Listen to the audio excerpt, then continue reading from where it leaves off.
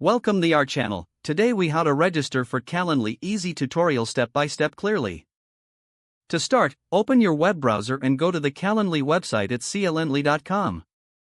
Once the web page loads, look for the sign up button in the upper right corner.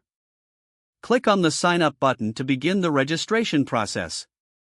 You will be presented with options to create an account using your email, Google account, or Microsoft account.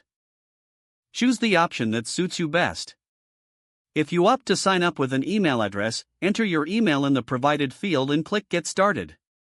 Check your email inbox for a verification email from Calendly.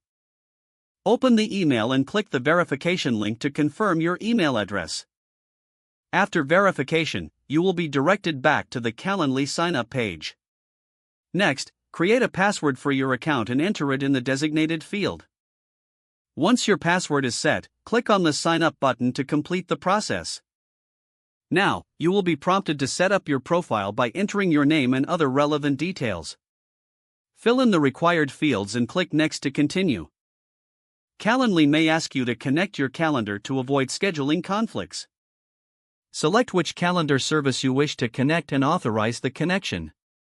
After connecting your calendar, set your availability preferences for meeting times. Specify the days and hours you are available for meetings. Once you've configured your availability, click Next to finalize your setup. You can customize your scheduling link if you wish, or use the default option provided.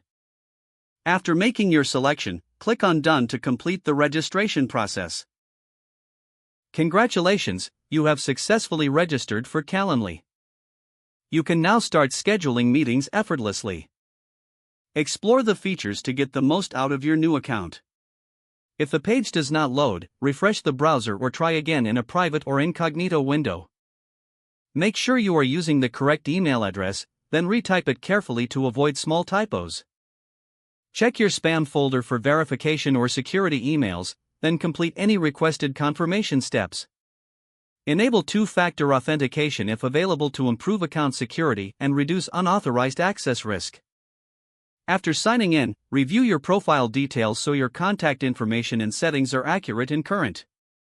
Don't forget to like this video and subscribe to our channel for more step-by-step tech guides.